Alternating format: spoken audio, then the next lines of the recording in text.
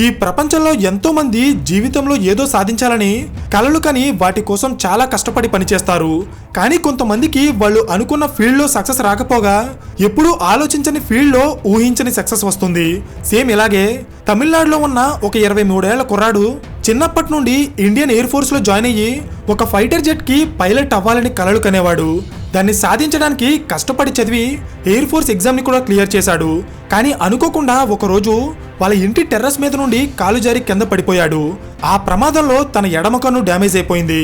అంటే తను ఒక కన్ను బాగా కనిపిస్తే ఇంకొక కన్ను సరిగా కనిపించదు. సో కంటి చూపు సరిగా లేకపోవడం వల్ల ఆ కుర్రాడు ఎయిర్ ఫోర్స్లో మెడికల్ టెస్ట్ని క్లియర్ చేయలేకపోయాడు. కళ్ళకి సర్జరీ చేయించుకుని మళ్ళీ అప్లై చేసినా కూడా అతనికి మెడికల్ టెస్ట్ క్లియర్ అవ్వలేదు. దీంతో ఆ కుర్రాడు చిన్నప్పటి నుండి కన్న కల నెరవేరక జీవితంలో ఫెయిల్ అయ్యానని ఎంతో బాధపడేవాడు. కానీ కట్ చేస్తే ఈ రోజు అదే వ్యక్తి భారతదేశంలోనే one of the largest private sector బ్యాంక్ని స్థాపించారు. అదే ఐడిఎఫ్సి ఫస్ట్ బ్యాంక్. అండ్ ఆ వ్యక్తి ఎవరో కాదు, మిస్టర్ వి వైద్యనాథన్. సో ఇక్కడ క్వశ్చన్ ఏంటంటే, ఇండియన్ ఎయిర్ ఫోర్స్లో జాయిన్ అవ్వాలనుకున్న వ్యక్తి అసలు బ్యాంకింగ్ సెక్టార్లోకి ఎందుకు ఎంటర్ అయ్యారు? ఒక సాధారణ బ్యాంక్ ఎంప్లాయీగా కెరియర్ స్టార్ట్ చేసిన వైద్యనాథన్ మూతపడే సిచ్యువేషన్లో ఉన్న ఒక బ్యాంక్ని టేక్ ఓవర్ చేసి దాన్ని 50,000 కోట్ల రూపాయల ప్రాఫిటబుల్ బిజినెస్గా ఎలా మార్చారో నేను ఈ వీడియోలో చెప్పబోతున్నాను. Hello everyone, welcome to today's video and this is your friend Surya. Vaidyanathan air force జాబ్కి డిస్క్వాలిఫై అయ్యాక ఆయనకి రాంచీలో ఉన్న బిర్లా ఇన్స్టిట్యూట్ ఆఫ్ టెక్నాలజీలో చదువుకోవడానికి సీట్ వచ్చింది. కానీ చెన్నై నుండి రాంచీ వెళ్ళి చదువుకోవడానికి ట్రైన్ టికెట్కి కూడా ఆయన దగ్గర డబ్బులు లేవు. వైద్యనాథన్ ఎయిర్ ఫోర్స్లో జాయిన్ అవ్వాలనే లక్ష్యంతో ఆయన చాలా బాగా చదివేవారు. కానీ ఆయన ఫెయిల్ అవ్వడాన్ని గమనించిన వాళ్ళ మ్యాథ్స్ టీచర్ ఆయన ఎలా అయినా బిర్లా ఇన్స్టిట్యూట్లో చదువుకుని మంచి పొజిషన్కి వెళ్ళాలని వైద్యనాథన్కి 500 రూపాయలు సహాయం చేసి ఆయన చెన్నై నుండి రాంచీకి పంపించారు. చదువు పూర్తి చేసుకున్న వైద్య 1990లో సిటీ బ్యాంక్లో ఒక సాధారణ బ్యాంక్ ఎంప్లాయీగా తన కెరియర్ని స్టార్ట్ చేశారు. నెక్స్ట్ 10 ఇయర్స్ పాటు ఆయన సిటీ బ్యాంక్లోనే పనిచేశారు. సిటీ బ్యాంక్లో ఉన్న ఎక్స్పీరియన్స్తో 2000 ఇయర్లో ఆయన ఐసిఐసిఐ బ్యాంక్లో జాయిన్ అయ్యారు. దాదాపు 10 ఏళ్ల పాటు వైద్యనాథన్ సిటీ బ్యాంక్లో సంపాదించిన నాలెడ్జ్ అండ్ ఎక్స్పీరియన్స్ మొత్తాన్ని ఆయన ఐసిఐసిఐ బ్యాంక్ని డెవలప్ చేయడానికి యూజ్ చేశారు. ఎలాగో చెప్తా చూడండి. 2001 టైంకి ఐసిఐసిఐ బ్యాంక్ ఇప్పుడు చేసినట్టు బిజినెస్ చేసేది కాదు. వాళ్ళు చేసే బిజినెస్ ఏంటో మీకు అర్థం కావాలంటే ముందు మీకు ఒక చిన్న డిఫరెన్స్ తెలియాలి. జనరల్గా బ్యాంకింగ్ సెక్టార్లో 2 రకాల లోన్స్ ఉంటాయి. ఒకటి హోల్సేల్ లోన్స్, ఇంకొకటి రీటైల్ లోన్స్. హోల్సేల్ లోన్స్ అంటే పెద్ద పెద్ద కార్పొరేట్ కంపెనీలకి, బిజినెస్లకి, అలాగే ఫైనాన్షియల్ ఇన్స్టిట్యూషన్స్కి ఎక్కువ మొత్తంలో డబ్బుని లోన్స్గా ఇస్తారు. దీన్నే హోల్సేల్ లోన్స్ అంటారు. రీటైల్ లోన్స్ అంటే మనలాంటి సామాన్య ప్రజలకి car loans, bike loans, home loans and personal loans ఇస్తారు. వీటినే రీటైల్ లోన్స్ అంటారు. ఈ డిఫరెన్స్ మీకు అర్థమైంది కదా? అయితే ఈ కాన్సెప్ట్ని జాగ్రత్తగా గుర్తుపెట్టుకోండి. బికాస్ ఈ వీడియోలో చాలా చోట్ల ఈ పేర్లు మళ్ళీ వినిపిస్తాయి. 2001 టైంకి ఐసిఐసిఐ బ్యాంక్ ఈ హోల్సేల్ లోన్స్ మీదే ఎక్కువ బిజినెస్ చేసేది. కానీ సడన్గా వాళ్ళ ఫోకస్ హోల్సేల్ లోన్స్ మీద నుండి రీటైల్ లోన్స్ మీద పడింది. అంటే సామాన్య ప్రజల నుండి డిపాజిట్స్ని యాక్సెప్ట్ చేసి మళ్ళీ ఆ డబ్బుని వాళ్ళకే personal loans, car loan and home లోన్స్గా ఇవ్వాలని డిసైడ్ అయ్యారు. కానీ ఇలా చేయాలంటే ఐసిఐసిఐ బ్యాంక్ వాళ్ళ బిజినెస్ని ఎక్స్పాండ్ చేయాలి. దేశంలో ఉన్న అన్ని సిటీస్లో వాళ్ళ బ్యాంక్ బ్రాంచెస్ని ఓపెన్ చేసి సామాన్య ప్రజలకి వాళ్ళ సర్వీసెస్ అందుబాటులో ఉండేలా చేయాలి. అయితే ఈ టోటల్ ప్రాసెస్ని 10 ఏళ్ల ఎక్స్పీరియన్స్ ఉన్న వైద్యనాథన్ గారు హ్యాండిల్ చేసేవారు. ఆయన సక్సెస్ఫుల్గా ఐసిఐసిఐ బ్యాంక్ యొక్క రీటైల్ బిజినెస్ని బాగా డెవలప్ చేశారు. ఎంతలా అంటే ఒకప్పుడు ఐసిఐసిఐ బ్యాంక్ అనగానే అది కేవలం పెద్ద పెద్ద కంపెనీలకి అలాగే బిజినెస్ మ్యాన్స్కి మాత్రమే పనిచేస్తుంది అనుకునే స్థాయి నుండి ప్రతి సామాన్యుడు ఐసిఐసిఐ బ్యాంకులోకి వచ్చి డబ్బులు డిపాజిట్ చేసేలా చేశారు. దీంతో వైద్యనాథన్ని ఐసిఐసిఐ బ్యాంక్ 32 ఏళ్లకే వాళ్ళ పర్సనల్ ఫైనాన్స్ సర్వీసెస్ పిఎఫ్సి అనే డివిజన్కి సీఈఓగా అపాయింట్ చేసింది. 23 ఏళ్లకి జీవితంలో ఫెయిల్ అయ్యాను అనుకున్న వ్యక్తి 32 ఏళ్ళు వచ్చేటప్పటికి ఒక ప్రైవేట్ బ్యాంక్కి సీఈఓ అయిపోయారు. అంటే జీవితం ఎంత అన్ప్రిడిక్టబుల్గా ఉందో మీరే చూడండి. అయితే ఇది కేవలం ఆరంభం మాత్రమే. ఎందుకంటే అసలు కథ ఇక్కడి నుండి స్టార్ట్ అవుతుంది. 2001 నుండి 2010 వరకు ఈ 10 ఏళ్ల కాలంలో వైద్యనాథన్ గారు ఐసిఐసిఐ బ్యాంకులో ఉన్న ఎన్నో డివిజన్స్లో పనిచేశారు. Like personal financing, retail lending, rural banking, life insurance etcetera. అయితే ఈ ప్రాసెస్లో వైద్యనాథన్కి బాగా తెలిసిన విషయం ఏంటంటే ఒక బ్యాంక్ లేదా ఫైనాన్షియల్ ఇన్స్టిట్యూషన్ ఇండియాలో బాగా సక్సెస్ అవ్వాలంటే వాళ్ళు ఫోకస్ చేయాల్సినది పెద్ద పెద్ద బిజినెస్ల మీద లేదా కార్పొరేట్ కంపెనీల మీద కాదు, కామన్ పీపుల్ మీద. అంటే సామాన్య ప్రజలతో వ్యాపారం చేసినప్పుడే ఒక సంస్థ గొప్ప స్థాయికి ఎదుగుతుంది. ఇది ఎలా జరుగుతుందో మీకు కాసేపట్లో అర్థమవుతుంది. 2010 వచ్చేటప్పటికి ఐసిఐసిఐ ప్రుడెన్షియల్ కంపెనీకి ఆయన సీఈఓగా పనిచేస్తున్నారు. అప్పటికే ఆయన మంచి జాబ్, మంచి శాలరీ అండ్ వెల్ సెటిల్ లైఫ్ని లీడ్ చేస్తున్నారు. ఆయన కావాలనుకుంటే అదే లైఫ్ని ప్రశాంతంగా లీడ్ చేయొచ్చు. కానీ అప్పుడే ఆయన జీవితాన్ని మలుపు తిప్పే ఒక ఆపర్చునిటీ ఆయన ముందుకొచ్చింది. అదేంటో మీకు అర్థం కావాలంటే ముందు మీకు వేరే కంపెనీ గురించి తెలియాలి. అదే బిగ్ బజార్. మీలో చాలా మందికి ఈ బిగ్ బజార్ గురించి తెలిసే ఉంటుంది కదా. దీన్ని స్థాపించిన వ్యక్తి కిషోర్ బియానీ. ఇతనికి ఫ్యూచర్ గ్రూప్ అనే ఒక సంస్థ ఉంది. దీని అండర్లో చాలా బిజినెస్లు ఉండేవి, like Big Bazaar, Pantaloons, Brand Factory, Central etcetera. ఇవన్నీ కూడా కిషోర్ బియానీ గారి ఫ్యూచర్ గ్రూప్లో భాగమే. అయితే వీటితో పాటు ఫ్యూచర్ గ్రూప్లో ఒక ఎన్బిఎఫ్సి కూడా ఉండేది. అంటే పెద్ద పెద్ద కంపెనీలకి లోన్స్ ఇచ్చి బిజినెస్ చేసే ఒక ఫైనాన్స్ కంపెనీ అన్నమాట. దీని పేరే ఫ్యూచర్ క్యాపిటల్. 2010 టైంకి ఈ ఫ్యూచర్ క్యాపిటల్ అనే సంస్థ చాలా వరకు నష్టాల్లో కూరుకుపోయింది. వీళ్ళ దగ్గర లోన్స్ తీసుకున్న పెద్ద పెద్ద కంపెనీలు వాటిని తిరిగి కట్టకుండా మోసం చేశాయి.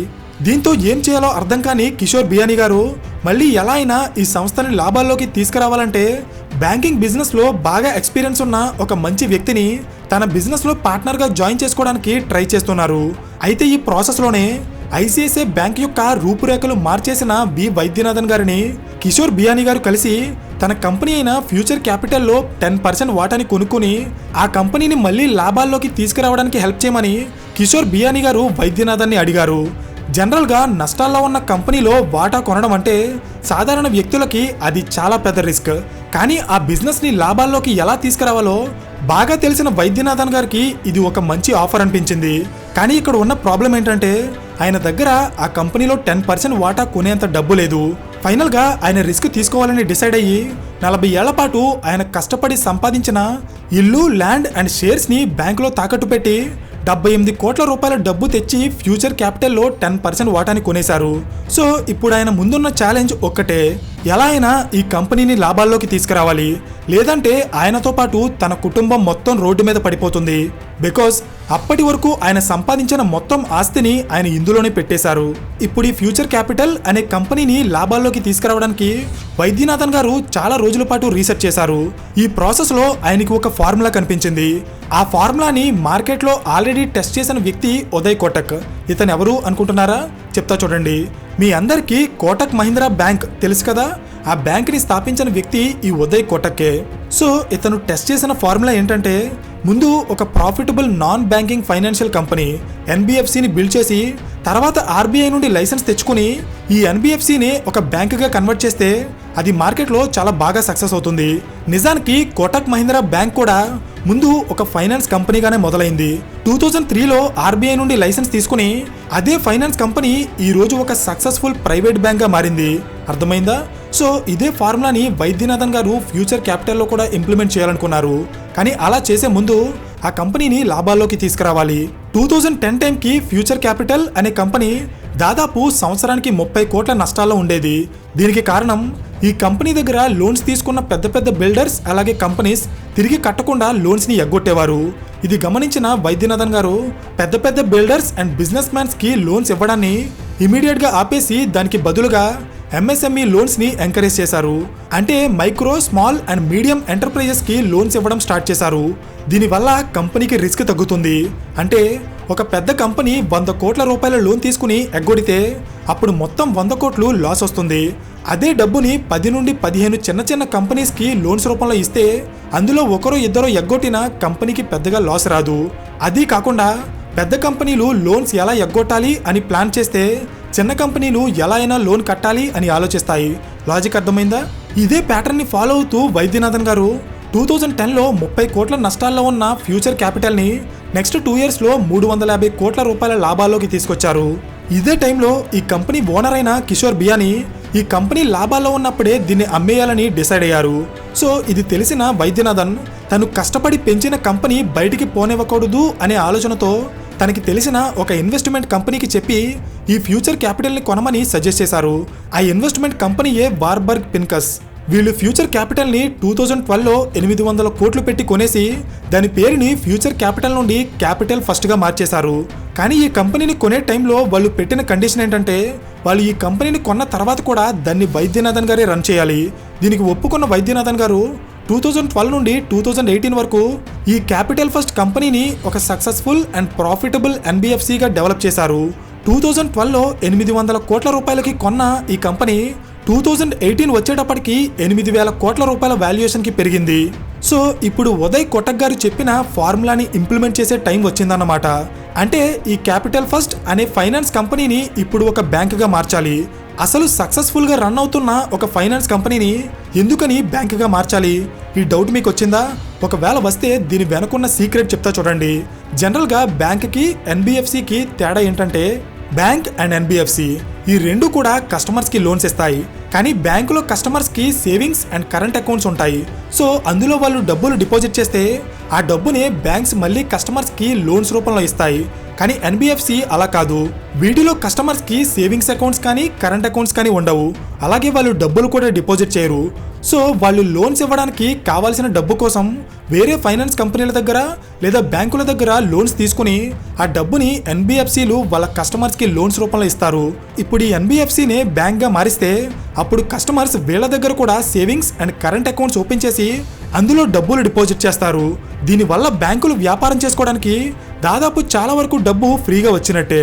ఫ్రీగా అని ఎందుకన్నానంటే కరెంట్ అకౌంట్లో డబ్బులు డిపాజిట్ చేస్తే వాళ్ళకి బ్యాంకులు ₹1 కూడా ఇంట్రెస్ట్ పే చేయవు. సేవింగ్స్ అకౌంట్లో కూడా బ్యాంక్ 2 to 3% కంటే ఎక్కువ ఇంట్రెస్ట్ పే చేయదు. సో ఈ డబ్బంతా బ్యాంకులు వ్యాపారం చేసుకోవడానికి దాదాపు ఫ్రీగా వచ్చినట్టే కదా. అయితే ఇదే డబ్బుని వీళ్ళు కస్టమర్స్కి ఎక్కువ ఇంట్రెస్ట్ రేట్కి లోన్స్ రూపంలో ఇస్తారు. ఫైనాన్స్ కంపెనీని బ్యాంకుగా మార్చడం వెనుకున్న ప్లాన్ ఇదే.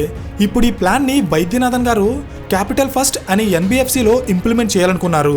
ఈ క్యాపిటల్ ఫస్ట్ కంపెనీని బ్యాంకుగా మార్చాలంటే దానికి 2 దారులు ఉన్నాయి.